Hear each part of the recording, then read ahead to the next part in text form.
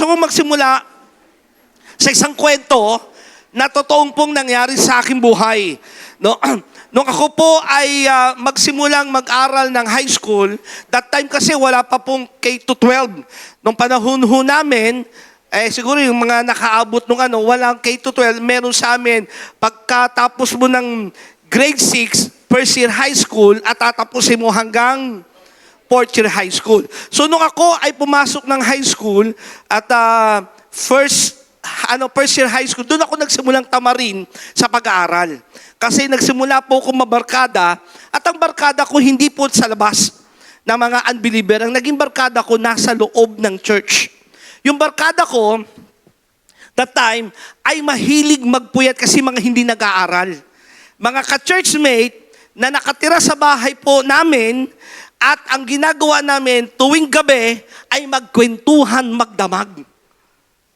Magtawanan, maglokohan. Ako yung pinakabata sa kanila. So doon nagsimula akong tamarin mag-aral. At ang gusto ko na lamang ay magkwentuhan. At tuwing hapon, dadayo kami sa isang court. Sa buong village ng Parañaque yata, ay iikot kami para makipaglaban sa basketball. So, noong nagsimula akong magkaroon ng katamaran, hanggang nung papasok ako ng umagang-umaga at 7 o'clock a.m. sa eskwelahan namin, dahil nga puyat ako, kaka-kwentuhan, kaka-basketball, pagod ako, lagi akong late. So, nangyari sa akin, nung third year high school ako, true life story, yung teacher kong terror na chemistry, hindi ko papangalan ng kanyang pangalan, kinuha na rin siya ni Lord Nung nalate ako, galit na galit sa akin. Ang ginawa sa akin, pinapunta ako sa labas ng building namin at pinag-squat ako. No? Pinag-squat ako sa tirik ng araw, nakikita ko ng buong building ng aming eskwelahan na naka-squat ako doon. Mula noon, sabi ko, ayoko na talagang pumasok. Ang eskwelahan sa akin that time ay parang bilangguan. Ito po yung picture ko nung ako ay high school, hanapin nyo ako, nasan ako dyan. Yung may bilog po, ayan, yan po ako. Okay? So, dumating yung pagkakataon na, nilapit talaga. Okay na yan.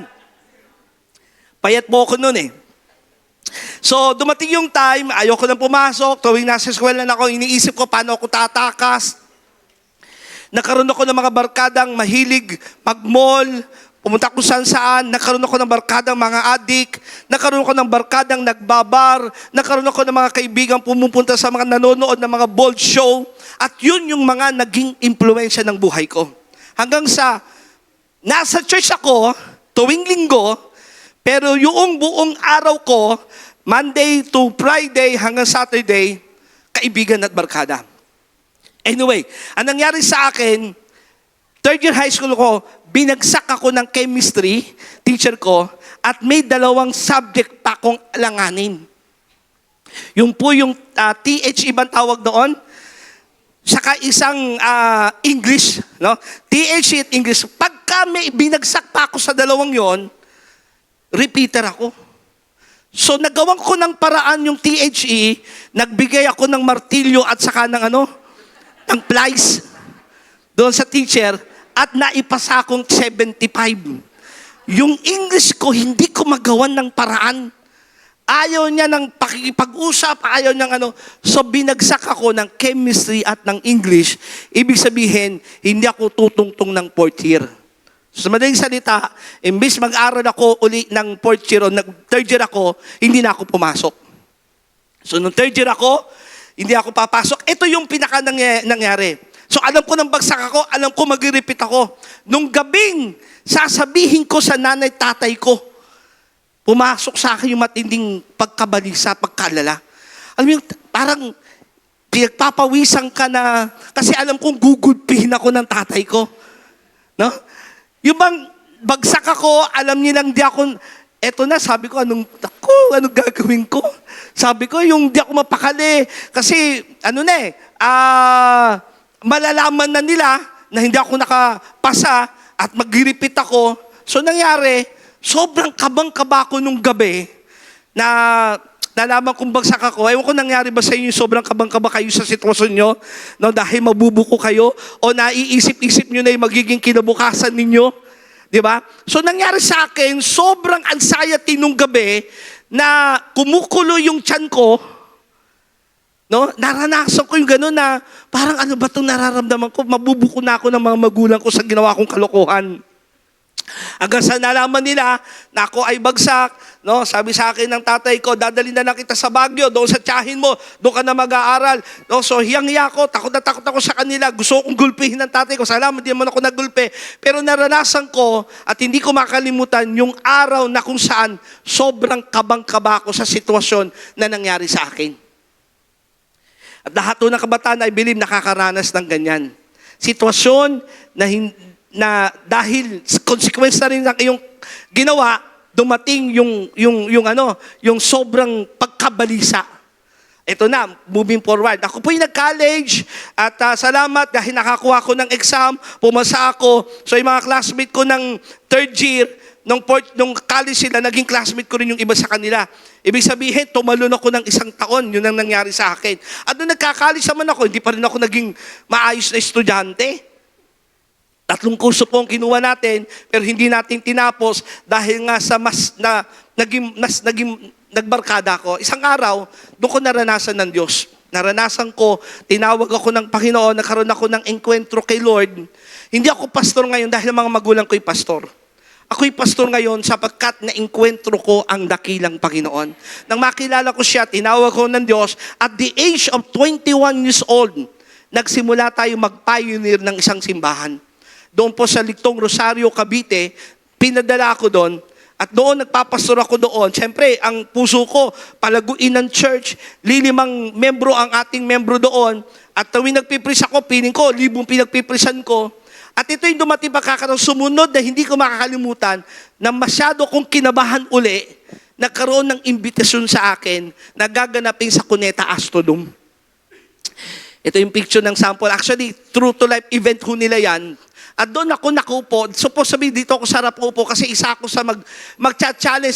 Ang invitation sa akin, hindi ako main speaker. Ako lang ay mag-challenge ng offering sa Cuneta Astrodome. Nagpapastor na ako dyan. Siguro mga 7 years na ako nagpapastor. Then dumating sa akin invitation, I will challenge the whole mga kabataan, kasi gising kabataan po yan. Doon ako nakupo sa pinakadulong-dulo. Tinetext ako ng organizer, Pastor Glenn, nasan ka na? Ikaw na ang susunod. Hindi ko sinasabing nasan ako, nasa dulong-dulo ako. At sobrang kabang-kaba na naman ako. Naalala ko yung kaba nung sasabihin ko sa nanay tatay ko, malalaman na nilang bagsak ako, yung kabang gano'n na naman, yung balisang-balisa ka na naman. Parang, Lord, umiikot na naman yung tiyan ko.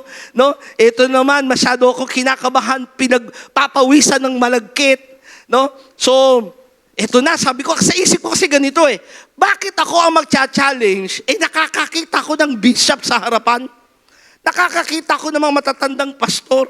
Sabi ko, baka magkamali ako na sasabihin, anong gagawin ko rito? So sobrang kaba ko, true to life story, again, lumabas ako ng Cuneta Astrodome, pumara ako ng taxi, umalis ako. Tinatawagan ako ng organizer, Pastor Glenn, ikaw na, nasan ka na? Bakit wala ka pa? Hindi na ako sumagot. Kasi bumachi na ako sa sobrang kaba. Nandiyan kayo? Ito pa, sumunod na anxiety attack ulit sa akin. Kwento ko lang sa inyo yung mga kabalisanong anxiety ko. Nagpapasto na ako dito sa Manila. Pinalalago ng Diyos, pinagpapala. Dumating pagkakataon yung tatay ko po, si Bishop Boy Ramos, ay nagkaroon ng sakit, malubhang sakit. Siya po ay tinamaan because of this pagiging diabetic, tinamaan yung kanyang kidney at liver, kailangan niyang mag-undergo ng dialysis. Hanggang isang araw, isang umaga, malakas na sumigaw si tatay ko doon sa kwarto, Jesus! Ang pagsigaw niyang yun na pala yung, wala na siyang malay. Na-ICU si Bishop Boy Ramos diyan sa San Juan de Dios Hospital. At ito yung pagkakataon na, alam mo mawawalan ka na ng tatay. Yung pakiramdam na mamamatayan ka ng magulang. So pupunta ako sa hospital, pupunta ako siya sa ICU, hindi ako narinig. Ang pagkakataong yon, tuwing may oras kasi ang ICU eh. So, maghahati kami sa parang I think 2 oras yata na inilaan sa amin. Maghahati kami magkakapatid at ilang mga bibisita sa tatay ko. So, dumalaw ko sa kanya, kinausap ko siya, sabi ko, Dad, gising ka na dyan, tayo ka dyan. Kailangan ka ba namin? Sabi ko sa isip ko, nagpapastor na ako eh. Ginagamit na ako ng Panginoon, tapos ito nangyayari sa akin. So, sobrang balisa ako, malungkot, may takot, makukunin ng Diyos ang tatay ko. Isang araw, nung papunta ako ng gawain, actually na-post ko ito, September 30, 2012. I just got home while driving going to Manila for Amen's ministry. I passed by the hospital of my dad. And I remember him and felt so sad. So galing ako sa, nung umaga, nag-preach ako sa Central Church and then papunta na ako ng Manila ministry, napadaan ako ulit doon sa hospital. Hindi na ako pumunta doon kasi yun ay araw-araw routine ko eh. Pinupunta ako sa ICU, ganyan-ganyan. At nung dumaan ako sa hospital, nagkaroon ako matinding kalungkutan. I'm turning my car more to my right and found myself hit a gutter and broke my bumper and also my radiator. Nabangga ko yung sasakyan ko sa sobrang, alam mo yung para kang natutulala na sa sitwasyon. Hindi ko alam, kumakaliwa na pala yung sasakyan ko, nabangga ko yung gutter, no, na-damage pati yung radiator. Praise the Lord, I didn't hit any another car or people that may cause more damage. I left my car there and still need to go to my ministry. Lord, thank you for your protection, strength to continue for your kingdom. So iniwan ko yung sasakyan ko doon, diretso pa din ako, nag-taxi ako, diretso akong imit yung mga tatay, no? Pero matindi yung yung anxiety. Yung matinding kalungkutan na naman na, pero hindi ko pinaparamdam sa church. That time, alam nilang may sakit ang tatay ko that time, pero hindi nila nakikita sa akin. Hindi nila nararamdaman. Kasi magpipreach pa rin ako ng encouragement, magpipreach pa rin ako ng tungkol sa Panginoon. Pero ang katotohanan, nakakaranas kasi ako, personal, nung atake ng anxiety. At napansin ko, normal yan sa buhay ng tao. Actually, may pag-aaral, itong generation ito, ngayon, no, especially yung mga millennials, sila yung most educated, most talented generation, but they are the most attacked by anxiety.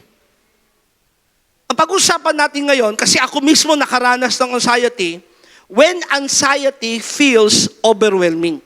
Anong gagawin natin kapag yung kabalisaan, yung matinding pagkatakot, matinding pag-aalala, meron ba akong kausap dito? Ay umaatake sa atin.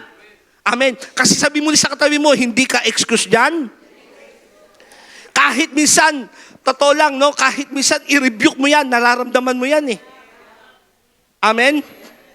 Kahit minsan magpaka-spiritual ka, nandyan talaga yung anxiety na yan.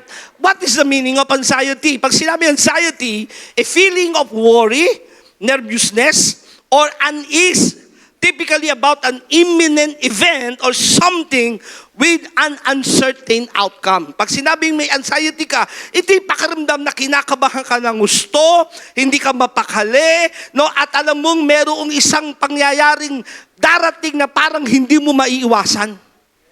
May ganun ba nangyari sa inyo? Amen? Isa pang kahulugan niyan, something that causes a feeling of fear and worry. No? Ito yung pakiramdam na meron kang takot at matinding pag-aalala. Okay, inulit ko yung tanong ko, sino rito ang nakakaramdam? At to be honest, no, magiging totoo sila na nakakaramdam ng atake ng kabalisaan o anxiety. Taas ang kamay. Wala sa edad yan, wala sa katayuan ng pagiging spiritual, talagang nangyayari yan. Sapagkat bilang tao, tayo, may laman tayo, nag-iisip tayo, nakakakita tayo ng maaaring sitwasyong mangyari at dumarating yan sa ating buhay. Amen? Sabi ko nga sa inyo, high school ako, nakaranas ako niyan. Nung ako'y nagpapastor, naranasan ko yan. Nung magkasakit ang aking tatay, naranasan ko yan. At marami pang pagkakataon. Lalo ako po ay isang taong overthinker. Iniisip ko na yung dulo bago pa mangyari. At dahil nakikita ko na yung dulo, nakikita ko yung hindi maganda, nagkakaroon ako ng anxiety attack. But I want you to understand, yung pag-aalala, pagkatakot, matinding kabalisaan, hindi po kasalanan. Anxiety is not a sin. Hindi po kasalanan sa Diyos na ikay magkaroon ng kabalisaan. Bilang tao, sabi sa katabi mo, tao ka ba? O mukha namang hindi ka alien, di ba? Tao tayong lahat. Lahat tayo ay may atake. No? Na-overwhelm tayo ng sitwasyon, ng problema. Mga nanay, na-overwhelm ka ng matinding mga bayarin. Di ba? Minsan, di ka mapakali kasi alam mong katapusan na ng mundo kasi katapusan ng buwan. Nagkakaroon ka ng matinding pag-aalala kasi nakikita mo yung anak mo, parang hindi maganda yung nangyayari sa kanya. And everybody, nanay, tatay, kabataan, nagkakaroon ng anxiety attack. But I want you to understand, again, anxiety is not a sin. Kasi maging ang Panginoong Hesus, sabi ng Bible, hindi kailanman nagkasala ang Panginoong Hesus. Sabi ng Bible, siya ay perpektong naging handog ng Diyos para sa ating mga kasalanan. Sapagkat kahit isang dungis kasalanan, wala ang ating Panginoong Hesus. Pero alam nyo ba, ang ating Panginoong Hesus ay nakaranas ng overwhelming anxiety and distress sa kanyang buhay bilang tao. Nung siya'y naging tao, hindi siya tao. Siya hindi pangkaraniwang tao. Siya'y Diyos na naging tao. Nandiyan kayo? He's 100% God and He's 100% man. At nung siya'y naging tao, at nung araw na kung saan, haharapin na niya yung pagdidesisyon na siya'y ipapako sa krus, nandun siya sa Garden of Gethsemane, nananalangin siya sa Ama, at ang sabi ng Bible, Luke chapter 22 verse 44, Jesus, and being in agony, deeply distressed, matinding pagkabalisa, matinding atake ng alam mo yung pag sinabi mong agony, yung matinding nararanasan mong kapighatian o yung matinding paghihirap, yun, matinding paghihirap. And anguish almost to the point of death. Na yung sobrang distress kasi nakikita na niya yung mangyayari. Aharapin niya, siya ipapako sa krus at bibit-bitin niya kasalanan ng buong sanlibutan. Matinding distress ang dumating sa ating Panginoong Hesus. To the point na alam niyo sabi ng Bible, ang kanyang tawag dito, pawis ay naging dugo. Scientifically, posible pala, pag matinding stress, matinding anxiety, yung pawis ay naging dugo sa ating Panginoong Hesus. So again, ang Panginoong Hesus nakaranas bilang tao nung naging tao siya because anxiety is not a sin. Hindi po isang kasalanan. Kaya kung nakakaranas ka niyan, minsan nakokondemn natin ating sarili, hindi na ako naging spiritual kasi may anxiety ako. Hindi. Bagkos, pag may anxiety, may ilang bagay tayo pag-usapan tungkol sa katotohanan yan. Pag nakakaranas ka ng kabalisaan, matinding atake ng pagkatakot sa darating na sitwasyon, it's a signal. Sabay-sabay natin sabihin, it's a signal. Ito po ay isang signal na may sinasabi sa buhay mo. Okay? Sabay-sabay natin sabihin ulit, it's a signal. Tulad na nangyari po kay King Jehoshaphat, pang-apat na hari ng Juda, no? Isang mabuting hari nang sabi ng Bible, sinunod niya ang kalooban ng Diyos mula nung siya'y maghari hanggang siya'y mamatay. Itong si King Jehoshaphat, dumating, bagamat siya'y isang mabuting hari, dumating ang matinding pagkabalisa sa kanya. Tingnan natin sa Bible. At kukuha tayo ng lesson, paano natin mapagtatagumpayan kapag dumarating yung anxiety sa ating buhay. 2 Chronicles chapter 20 verse 1 to 2. Dumating ang panahon, sabi sa katabi mo, darating ang panahon. Minsan, tahimik ka ngayon, pero darating ang panahon, may atake. Tama? Dumating ang panahon na nilusob ng mga Moabita, Amonita, at ilang Meyunita, at ilang mga Maldita, si Jehoshaphat. Ang dami mga dita-dita ang nangyari sa kanya. Moabita, Amonita, at ilang Meyunita. Sa inyo naman, mga Maldita, inaatake kayo. So si Jehoshaphat, dumating yung araw, yung panahon. Mabuti siyang hari. Actually, mula nung naghari siya, pinahinto niya ang pagsamba sa ibang Diyos-Diyosan. At sabi niya mula ngayon, si Yahweh lang ang ating sasambahin. Pero dumating pa rin ang araw, kahit siya'y mabuting lingkod ng Diyos, mabuting hari, dumating pa rin, nilusob siya. Dumating yung problema sa kanya. Ano sabi ng verse 2? Nabalitaan niya ang isang malaking pangkat mula sa Edom, ang sumasalakay sa Iba yun ang lawat at nasa Hazazon Tamar na tinatawag ding En-Gedi. Verse 3, ano nangyari? Nabahala si Josaphat. Okay? So, mabuting hari, dumating araw siya inatake, no? Minsan ganyan ang ating buhay, wala ka namang ginagawa, nagwo-worship ka kay Lord, nagpapasing ka, sumusunod ka sa kalooban ng Panginoon, pero pinayagan pa rin ng Panginoon yung pag-atake. Dumarating mga problema. Ito, ilang pangkat ng mga iba't ibang lipi na lulusubin ang kanyang kaharian. Nagsama-sama, nagsabay-sabay. Minsan ba nararanasan nyo, kaya nakakaroon ng kabalisaan, kasi yung sabay-sabay na atake? Meron mga kausap ako rito? Hindi pa natatapos isang problema, meron namang problemang dumarating. Tama, hindi pa lumalabas sa bahay nyo, may pumapanik na naman, dumadaan pa sa pintuan, sa bintana. Hello? Dumating yung atake na yon, and then nabahala si Josaphat. At humingi siya ng patnubay kay Yahweh. Sabi sa katabi mo, humingi ng patnubay kay Yahweh. Iniutos niya sa mga na mag-ayuno ang lahat ng mamamayan ng Juda, nagtipon-tipon ng buong Juda upang humingi ng tulong kay Yahweh. Dumating sila buhat sa iba't ibang lungsod. So dito makikita natin, isang mabuting hari, pero inatake pa rin ng problema. Kaya sabi sa kanila mo, hindi ka excuse sa problema. Sino rito may mga problema? May atake ng kaaway. Maaari through sakit, karamdaman, pinansyal, relasyon, o anumang atake ng kaaway nagbibigay sa iyo ng pagkabahala, ng pagkabalisa. Anong ginawa ni Josaphat? Kasi it's a signal. Hindi niya ito ginusto. Hindi dahil makasalanan siya kaya nangyari. Hello? So it's not a sin nung mabalis, nagkaroon siya ng pagkabahala o kabalisaan. Anong ginawa ni Josaphat? Tulad din po nating lahat. Kapag overwhelming ang anxiety, it's a signal na ano? Number 1, to pray. Pag may anxiety attack sa'yo, at minsan nababalisa ka, nagkakaroon ka ng mga gabing hindi makatulog, hindi makakain, nag-aalala ka sa sitwasyon nyo sa inyong buhay, natatakot ka sa pwedeng mangyayari. It's a sin, it's not a sin, but it's a signal na kailangan mo mag-pray. Sabi sa kanila mo, kailangan mag-pray. Ang ating Panginoong Jesus, balikan natin siya. Sabi ng Bible, hindi siya nagkasala kailanman, pero dumating sa kanya yung matinding distress. No? Sabi ng Luke chapter 22, verse 44, and being in agony, ang ating Panginoong Jesus, deeply distressed and anguished, almost to the point of death. Anong ginawa niya? He prayed more intently. Pakipindot. Siya ay nanalangin ng matindi. So it's a signal. Sabi sa kanila mo, it's a signal. Pag may stress, kapag may anxiety, kapag may kabalisaan, nagsasabi yan sa'yo, teka lang, baka kailangan mo na mag-pray.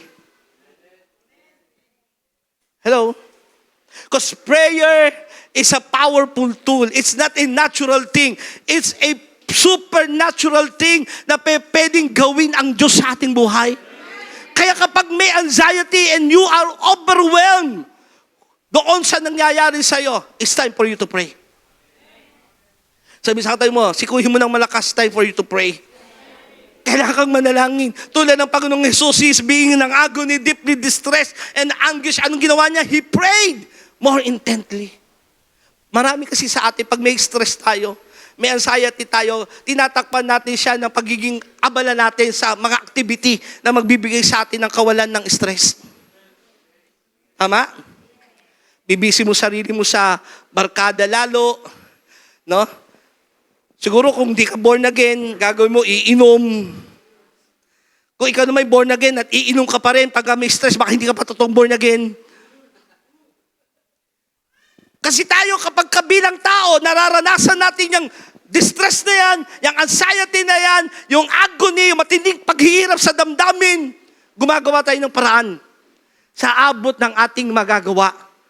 Pero ano dapat natin gawin? It's a signal for us to pray. Sabi sa atin to pray. I want you to understand, kasi ako po, naraming pagkakataon, dumarating sa akin ng mga anxiety, nadidistress ako sa mga sitwasyon na hindi ko control sa aking mga kamay, sa aking isipan, hindi ko kayang matarok. Ginagawa ko po, alam ng Panginoon, I pray in tongues. Hindi lang ako basta nagpe-pray, but praying in tongues. Nananalangin ako nang hindi ko mismo naiintindihan. Pero nagpe-pray ako sa Diyos. Why? Ano ba ang benepisyo kung tayo nananalangin in tongues? Benefits of praying in tongues. Mabilis lang po ito, daanan natin. Praying in tongues allows you to speak directly to God. 1 Corinthians 14 verse 2, sabay-sabay basahin. 1, 2, 3, go. For one who speaks in a tongue, speaks not to men, but to God. For no one understands him, but he utters mysteries in the Spirit. Pag nakakaramdam ako ng anxiety, nakabalisaan, nagdadrive ako sa sakyan, alam ko may something in the spirit realm na may pag-atake, then I speak in tongues. Hindi ko naiintindihan sinasabi ko, but in faith, alam kong sinasabi ko yung panalangin sa Diyos. So pagka nagpe-pray in tongues ka, you allow to speak yourself directly to God. So pag may anxiety, hindi mo control, hindi mo alam kung ano mangyayari sa darating na panahon. Pray, but don't just pray. Pray in tongues. Pangalawa, praying tongues strengthens your spirit. Kasi ikaw yung lumalakas kapag ikaw ay nananalangin sa ibang wika o speaking tongues. 1 Corinthians 14 verse 4, English Standard Version. The one who speaks in a tongue builds up himself. Sa New Living Translation, NLT, a person who speaks in tongues is strengthened personally. Kapag may anxiety, at minsan di mo alam, Lord, ano ba ito nangyayari, Panginoon? Hindi ko control yung nangyayari sa aming mag-asawa. Hindi control yung financial namin ngayon, Panginoon. May sakit ang aking anak ko. Ano man yung sitwasyon mo? Nakakaroon ka ng matinding kabalisaan. Then pray. But don't just pray. It's a signal. You pray. But I suggest, I teach you right now, don't just pray, but pray in tongues. Bakit? Lalakas ka. Amen? Sino ito nakaranas nung siya'y manalangin in tongues, lumakas siya kay Lord, taas ang kamay. Alam niyo, ang speaking tongues ay hinihingi sa Diyos. It's a gift from God. Pwede mong hingi sa Diyos yan. Na hindi mo naintindihan kasi may mga salitang hindi na natin kayang sabihin eh. Nag-pray ka na kay Lord, pero parang kulang pa rin. Kulang ang salita para ilarawan mo yung nararamdaman mo. Kulang ang salita para sabihin mo yung sitwasyon mo kay Lord. Then speaking tongues. Kasi pag nag-speaking tongues ka, kinakausap mo directly ang Diyos at pinalalakas mo ang iyong sarili sa Panginoon. Pangatlo, when you speaking tongues, praying tongues builds up our faith. Hindi lang ikaw lumalakas spiritual, kundi yung pananampalataya mo lumalakas din. In Jude chapter 1 verse 20, but you, beloved, building yourselves up on your most holy faith, praying in the Holy Spirit. Nananalangin sa banal na Espiritu. So, pag ikay nag-speaking tongues, na hindi mo mismo naiintindihan, but you know you are connected to God. Kasi may anxiety, nabibid mo yung faith mo.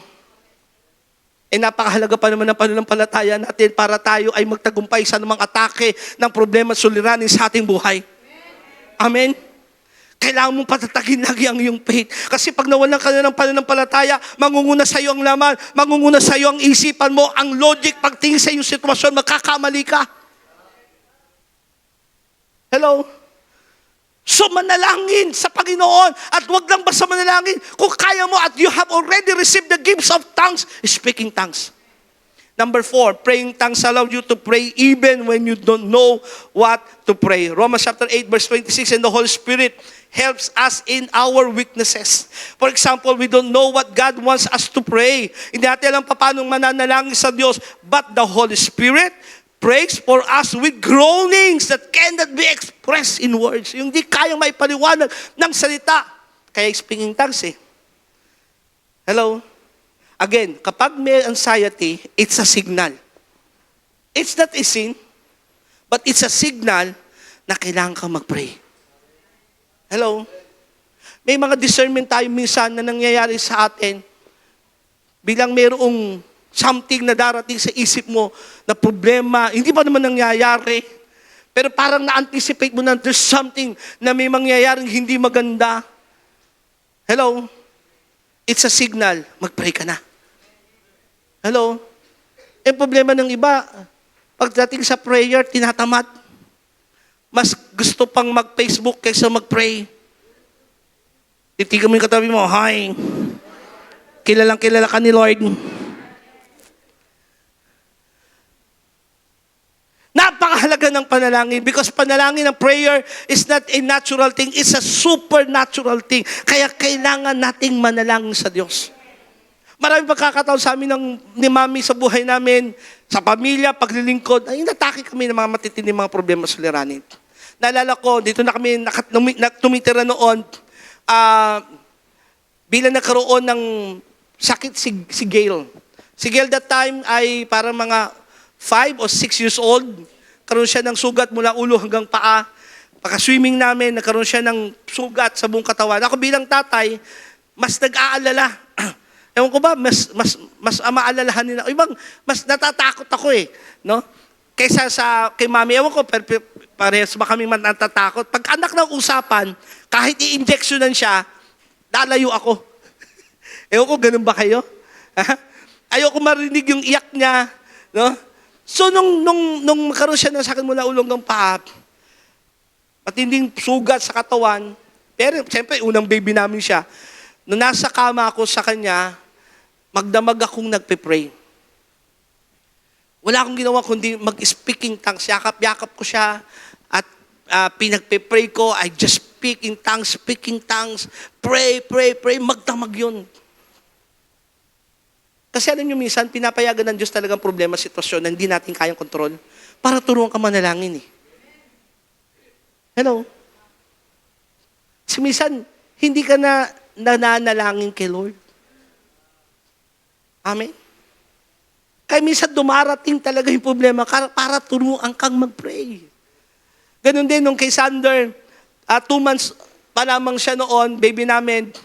2 months o 1 month ba si Sander na? 1 month. At kailangan namin siyang dalhin sa ospital. Nagkaroon siya ng sepsis at saka pneumonia. Ito naman yung anxiety. Alam yung, Lord, baby na naman kaming bago kasi pagitan po ni Gail at ni Xander ay 6 na taon. Kaya nung binigyan kami ng baby boy, saya-saya namin. Pero nagkaroon ng sakit after 1 month. At nung nasa ospital kami, ito yung kwento eh. Hindi siya makuwanan ng dugo ng doktor kasi baby, hindi makita yung ugat niya. So si Mami umiiyak, lumabas ng emergency. Sabi niya, Daddy, hindi ko kaya na naiyak si baby. So ako yung pumasok, kasama ko si Arman that time. Sabi ko lang kay baby, hinawakan ko kanyang ulo. Sabi ko, in Jesus' name, bigyan mo yun ng dugo mo, baby. Pero yung sobrang pag-alala na naman. So nung nasa hospital na si Mami, si baby, kailangan ko umuwi, tingnan yung mga bata. Pray na naman ako, pray. Habang nagdadry, pray. Speaking tongues, and the Lord, Panginoon, I give it to God. Yun yung dapat nating gawin kapag may anxiety tayo. Because anxiety or having a distress or matinding kabalisaan, hindi yan kasalanan eh. Kundi binibigyan ka ng signal ni Lord na pray ka uli. Pray ka. Amen. It's a signal to pray. Sabi sa katabi mo, it's a signal to pray. Tingnan natin si Josaphat, paano siya nanalangin. May matututunan tayo sa kanya. Sa Chronicles chapter 20 verse 5, balikan natin si Josaphat. Mabuting hari, pero dumating yung matinding atake sa kanya. Nagsama-sama mga problema para siya'y atakihin. Pero ang ginawa niya, verse 5, tumayo si Josaphat sa harap ng mga taga-Judah at Jerusalem na nagtitipo sa bagong bulwagan ng templo. Nanalangin siya at ito'y panalangin niya, O Yahweh, Diyos ng aming mga ninuno at ng buong kalangitan, kayo po ang namamahala sa lahat ng bansa at ikaw ay may lubos na kapangyarihan, kaya walang maaaring lumaban sa inyo. Yung tinding tiwala niya kay Lord, no? Sabi niya, hawak mo niyan, Panginoon. Verse 9, kung may masamang mangyari sa amin tulad ng digmaan, baha, salot o tagutom, haharap kami sa templong ito upang humingi ng tulong sa inyo. Sapagkat dito kayo sinasamba. Tatawag kami sa inyo, pakikinggan nyo kami, at ililigtas sa panahon ng aming kagipitan. Verse 12, ikaw po ang Diyos namin, hindi namin kayang labanan ang ganitong karaming hukbo. Hindi po namin alam ang aming gagawin. Sa inyo lamang kami umaasa. Kita niyo yung prayer niya, no? Nung matindi anxiety, attack problem na dumating kay Josaphat, nanalangin siya sa Diyos, at yung panalangin niya, kung titignan natin, may tono ng pananampalataya, nandiyan kayo? At may tono ng pag-amin sa Diyos, na Lord, di namin to kaya. Lord, Panginoon, hindi namin, sa iyo kami magtitiwala, sa iyo lang kami umaasa. So anong punto rito? Pag may anxiety sa buhay mo na hindi mo control, nagpray ka na kay Lord, and then be honest. It's a signal to be honest. Marami kasi mga tao may problema, matinding anxiety, pero ayaw aminin. Hello? Lalo mga kalalakihan. Lahat nga ng lalaki magsabi na ahu-ahu.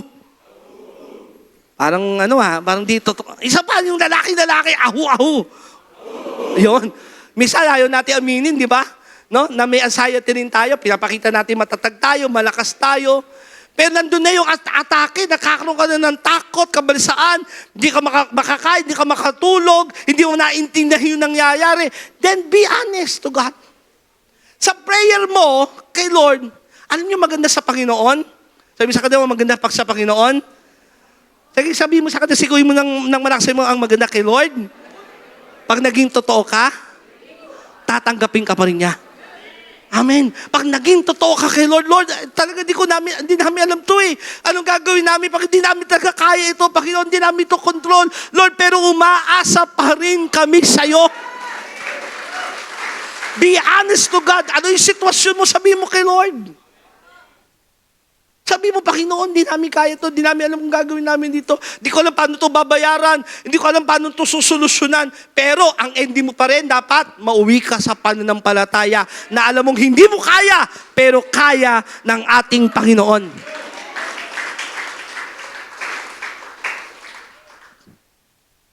Ikaw po ang aming Diyos. Hindi namin kayang labanan ng ganitong karaming hukbog. Hindi po namin alam ang aming gagawin. Sa inyo lamang kami umaasa. Then verse 14 to verse 15, ang Espiritu ni Yahweh ay lumukob kay Jahaziel na anak ni Zacarias, apo siya ni Benayas na anak ni Jael, na apo naman ni Matanias, isa sa mga Levitang anak ni Asaph. Sinabi niya, makinig kayo, Haring Josaphat. So ibig sabihin, bumaba yung Holy Spirit, nagsalita sa magitan ng propeta, Haring Josaphat at kayo mga taga-Judah at Jerusalem, ganito sinasabi sa inyo ni Yahweh. At ito yung sasabihin din, I believe ni Lord sa atin. Huwag kang matakot, ni masiraan ng loob. Dahil sa maraming kaaway, maraming problemang dumarating sa iyo, ang Diyos ang makikipaglaban at hindi kayo. Pag nakita ng Lord na hindi mo naman talaga kaya, talagang hindi mo control, di mo alam ang dapat mong gawin, pero tumatawag ka sa Kanya, nagtitiwala sa Kanya, sasabihin sa iyo ni Lord, anak, huwag kang matakot, huwag kang mag-alala, kasama mo ako. Yung laban mong yan, hindi mo laban yan. Laban ko yan. Yan ang maganda sa atin Diyos. Pag tayo naging totoo sa Kanya, sinabi natin ang problema, suliranin natin kay Lord, hindi tayo nagkukunwari, hindi tayo nagpapanggap, at sinabi natin kay Lord, talaga din namin kaya ito, Panginoon eh. Hindi ko kaya baguhin ang asawa ko, makulit. Natatakot ako, baka masira ang relasyon namin.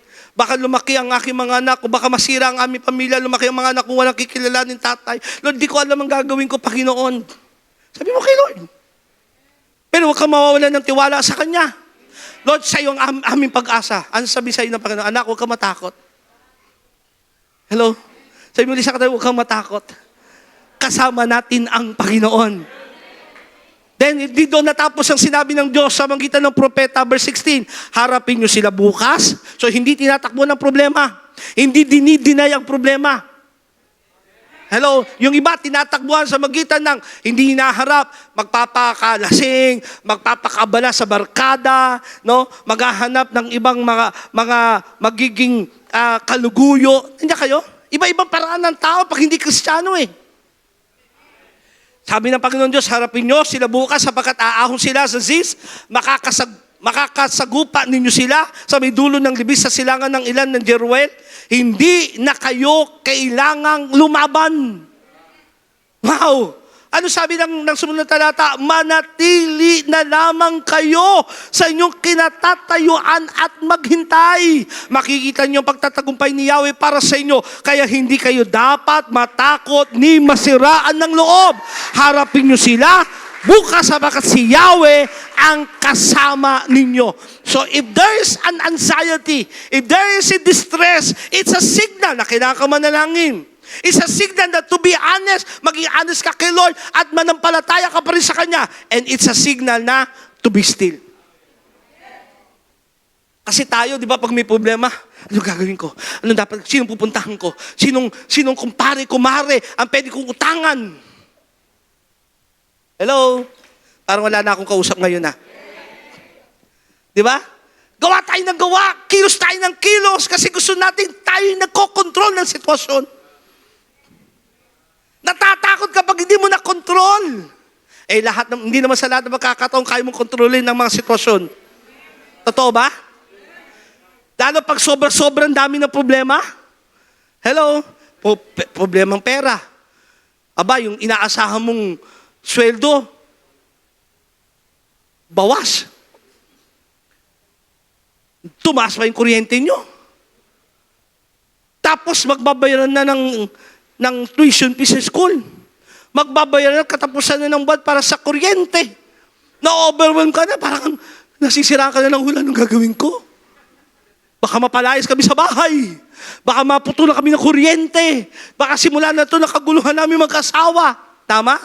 Kaya gagawa ka, kikilos ka, anong dapat kong gawin? Sino dapat kong puntahan? Sino dapat kong kusapin? Hindi. Sabi nun, manatili ka lang. Be still. Sabi sa katayo mo, be still. Meron pong napakagandang bagay ang itinuturo sa atin kapag tayo ay nananahimik. Hello? Marami kang mauunawaan kapag ikaw ay mananahimik. Maririnig mo ang Diyos. Hello? Magkakaroon ka ng revelation. Amen? Kaya sabi mo sa katabi mo, sikuhin mo ng malakas, minsan manahimik ka rin. Ikot ka ng ikot eh. Hello? Gawa ka ng gawa eh. Gusto mo i-control yung sitwasyon. Amen.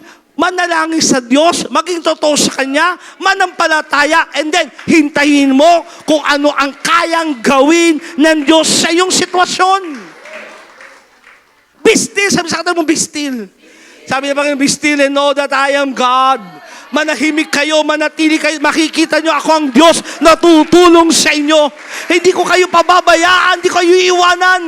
Yang inyong kalaban, sabi ng Panginoon Diyos kay Moses, nagkaroon din siya ng kabalisaan. Nakita niya ang Egypt, nilulusob sila.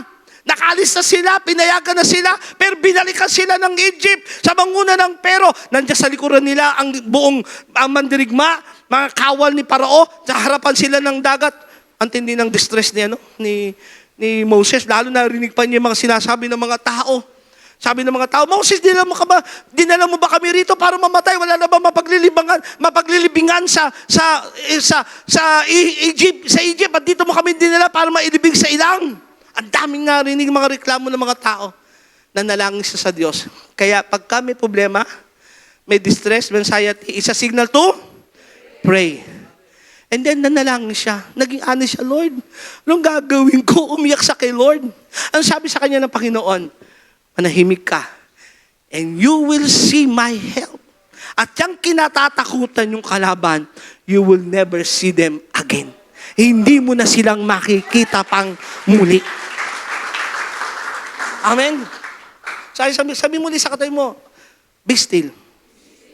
Kasi yung damdamin natin, di ba, dami problema, dami mga sitwasyon, naisip-isip mo na yung mga nakikita mo mangyayari, hinga ka ng malalim. Alalahanin mo mga salita ng Panginoon. Manalangin ka, maging totoo ka sa Kanya. Then, Lord, bahala ka na, Panginoon. Hinga ka ng malalim. Alam niyo ba sa pag-aaral, sa mga anxiety, hindi ito mga Kristiyano isang bagay na pwedeng gawin kapag ikaw ay may stress, merong anxiety, isang number one na pwedeng gawin is to huminga, yung to breath. No, to breathe. Hinga. Sabi sa kanya, huminga. O, hinga tayo. Inhale, exhale. Parang may nangamoy Inhale, exhale. Kasi, kailangan mo i-relax yung sarili mo eh. Kaya sinasabi ng Diyos, be still, kasi marami kang ginagawa. Gusto mong kontrolin yung sitwasyon. Be still and know that I am God. Verse 21, matapos siyang palalahanan ng mga tao, ito na nakakatuwang isang pangyayari. No? Out of logic. Pero nakita natin yung faith ito ni Josaphat. Pumili siya ng mga awit na magpupuri kay Yahweh dahil sa kanyang kahangahangang kabanalan. Inilagay niya ang mga ito sa unahan ng hukbo at habang daay umaawit, purihin si Yahweh, pag-ibig ay tunay, laging tapat, kailanman. Harap sila sa labanan. Ito maganda rito, hindi naman sinabi ng Diyos na gawin ni Josaphat, maglagay ng mga mag-aawit. Imagine na, aharap sila sa grupo ng mga mandirigma. Nagsama-sama, Moabita, Amalekita, ano pa ba yun, mga Maldita. Tapos ang gagawin niya, imbis na kumuha ng mga malalakas na mga mandirigma, ang inilagay niya mga awit, manunugtog, sasayo ng tamburin, magpa-plug. Nanya kayo? Kasi kapag may anxiety na hindi natin kaya sa ating sitwasyon yung matinding kabalisaan, it's a signal also to praise and worship our God. Ito ay nagsasabi sa atin, purihin mo si Lord, sambahin mo siya. Ano man ang sitwasyon ng ating pinagdadaanan, karapat dapat sambahin, purihin ang ating Panginoon. Baka nagkukulang ka ng awitan siya, baka nagkukulang ka ng parangalan ng Panginoon. Pinapayagan ng Diyos ang problema at suliranin sa ating buhay upang maibalik tayo sa tunay na pagsamba sa Panginoon. Sapagkat ang pagsamba sa Diyos ay nagbibigay sa iyo ng tamang kaisipan kung sino at kung ano ang Diyos. It's a signal na to praise and worship our God. Ito na, hinarap ni Josaphat ang buong kalaban sa magitan na ang nasa harapan ay mga mananayaw, mga magwo-worship kay Lord, tutugtog, magpa-plug, magtatamburin sa Panginoon. Nang marinig ng mga kaaway ang awitan, ginulo sila ni Yahweh. Dahil dito, sila ang nagkagulo yung mga kalaban nila. Ang sinalakay ng mga Amonita at Moabita ay mga kasama nilang taga-Edom. At nilipol nila ang mga ito. Pagkatapos, sila naman ang nagpatayan. Grabe, no? Totoo yung sinabi ng Diyos, be still. Makikita mo paano ko kikilos. Unexplainable yung sitwasyon. Nakita nyo? Hindi may paliwanag. Sila magpapatayan. Wala silang ginawa. Hindi man lang sila naglabas ng espada. Hindi man lang sila nagbaril ng kanyon. Wala silang ginawa, kundi nagpuri lang kay Lord. Hallelujah. Purihin ka, Panginoon. Amen. Umawit lang sila, this is the day that the Lord has made, that the Lord has made. We will rejoice. Umawit lang sila. At ano nangyari? Yung mga kalaban ng nagpatayan. Listen to me, may himalang nangyayaring hindi mo kayang maipaliwanag kapag ikay lubusang nagtiwala sa Diyos, nanahimik sa Kanya, tumawag sa Kanya, at makikita mong kamay ng Panginoon, isang himalang hindi mo maipaliwanag. Biglang may magbabayad sa iyo ng kuryente mo, hindi mo kaya paliwanag. May nangyari ng ganun sa inyo? Biglang may mag-aabot sa iyo, mula hindi mo maipaliwanag. Sabi ni Lord sa akin bigyan kita ng 100,000. Hindi ko alam para saan yan, basta sabi lang ni Lord sa akin. That time, kailangan pambayad ng tuition fee. Hello? At marami ng kwentong ganyan. Amen. Marami ng kwento patotoong hindi kayang maipaliwanag.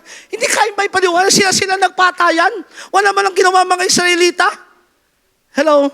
Kaya pag ikaw at ako ay lubusang nagtiwala sa Diyos, sumambas sa Kanya, inawitan ng Panginoon sa kabila ng mga problema at suliranin natin, pagpunta nyo ng church, huwag kayo pumunta rito na naghahanap kayo ng solusyon sa problema nyo, sa tao. Di ba pupunta sa church, dami ko problema, sino kaya pwedeng utangan dito? Parang si pastor maporma, utangan ko kaya to. Hindi ganon. Pagpunta natin sa church, ang alam natin, purihin siya, sambahin siya, parangalan siya, kausapin siya. Hello? And then makikita mo ang kamay ng Diyos nakikilos, isang himalang hindi mo kayang maunawaan. Verse 25, ito napakaganda. Pagtapos ng problema, matinding stress, distress, anxiety, napakaraming nasamsam ni Josaphat at ng kanyang mga kasama. Halos hindi nila madala ang masamsam nilang kawan, mga kagamitan, damit at maraming mahalagang bagay. 3 araw nila itong hinakot, ngunit sa sobrang dami ay hindi nila nakuhang lahat. Nang ika-4 na araw, nagtipos isang libis at nagpuri kay Yahweh. Kaya simula no'y tinawag na libis ng Beraka ang lugar na iyon. Anong ibig sabihin ng talatang yan? Pagtapos sa matinding problema, nagpuri sila sa Diyos, di ba? Nagtiwala sila sa Panginoon, no? Nanahimik sila at hinintay nila ang pangungusap ng Diyos sa kanila. Pagtapos ng anxiety, pagtapos ng problema, ano nangyari? Blessing. Ay sabi mo sa katabi mo, pag naging tama ang attitude mo, sige, siguhin mo siya ng malakas. Pag tama ang attitude mo, pag tama ang espiritu mo, pagtapos ng problema, may matinding blessing na darating sa'yo. Hindi nila mahakot sa dami. Mga naiwang ginto, armas, alahas, damit, napakadami, mga kabayo. Ang dami ibig sabihin.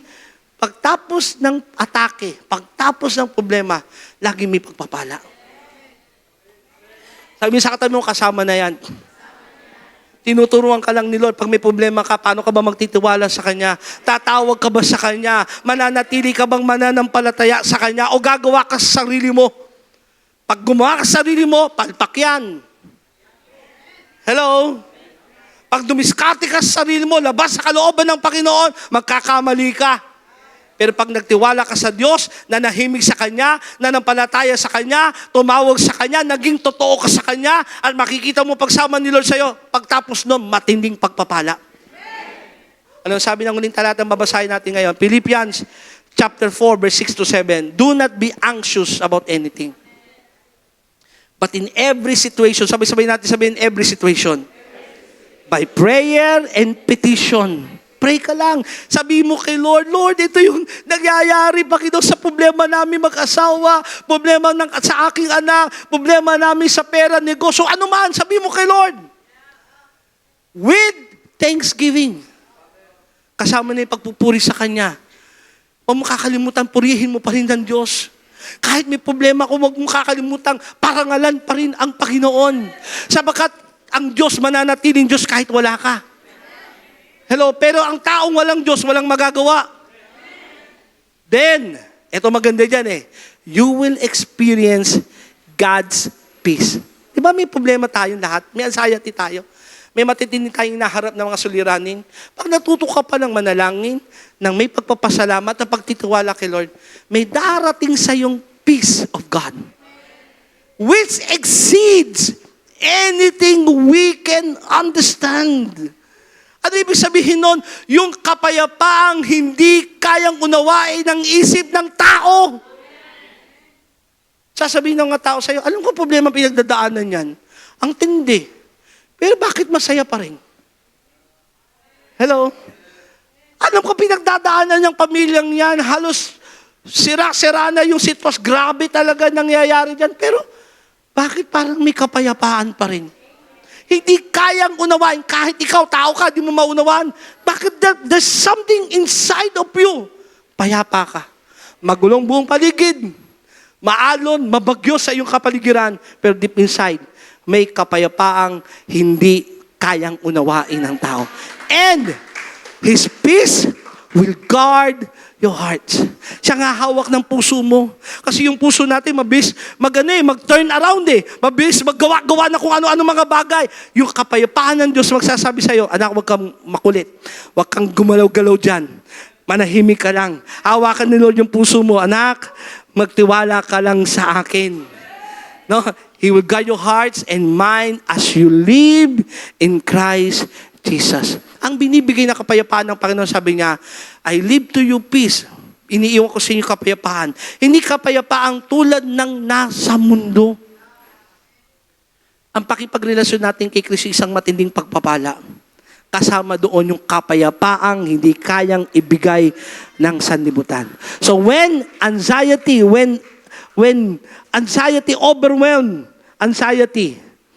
feels overwhelming sa ating buhay, anong kailangan gawin? It's a signal to pray. It's a signal na to be honest and to have faith to God. It's a signal to to be still. And pang-apat, it's a signal to praise and worship our God. Tayong lahat ay tumayo. Sa oras ito, I believe lahat tayo may inaharap na mga problema at suliranin. Lahat to tayo Minsan, hindi mo mahulaan yung katabi mo, may problema at suliranin na pala kasi laging naka-makeup, naka-lipstick. Ang mga kilay, laging nakaangat na ganun. Nagbibihis pa rin ng maganda. Lagi pa rin palangiti, palabiro. Pero marami na palang problemang hinaharap. At totoo ganito, tingay lang sa akin, hindi natin kailangan ipagmalaki o ipagsigawan sa ibang taong problema natin. Baka pagchismisan ka lang Lalo, hindi ka tiwala sa kanya. Nandiyan kayo?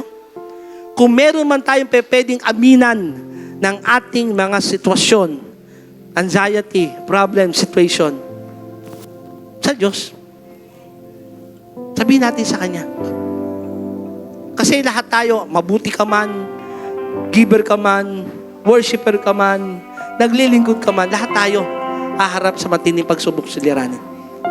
Pero maganda rito, meron tayong Diyos. Meron tayong Panginoon. Amen. Dayayakapin tayo sa panahong tayo nalulungkot. Itatayo tayo sa panahong tayo nadadapa.